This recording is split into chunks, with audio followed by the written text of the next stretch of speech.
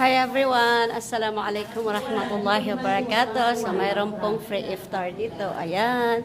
Meron silang fruit salad. And then, meron silang ganito. Ayan, mashallah, mashallah. Ito, meron mga puto at yung gustong uminom ng kape. Ayan, meron. May mineral, diba? Sa kompleto. Ayan, yung mga kanin. Ayan. Ayan, meron tayong yellow rice. Mashallah, diba? Mashallah. So, ayan. So, yun po yung kagandahan. Igira sumalayta mo. Ramadan. Ayan, oh. Ayan, oh. May tahong. Ayan, mashallah. Tabarakallah. Balabalasan ng Allah sa madakang mapiyado niya. So, ayan.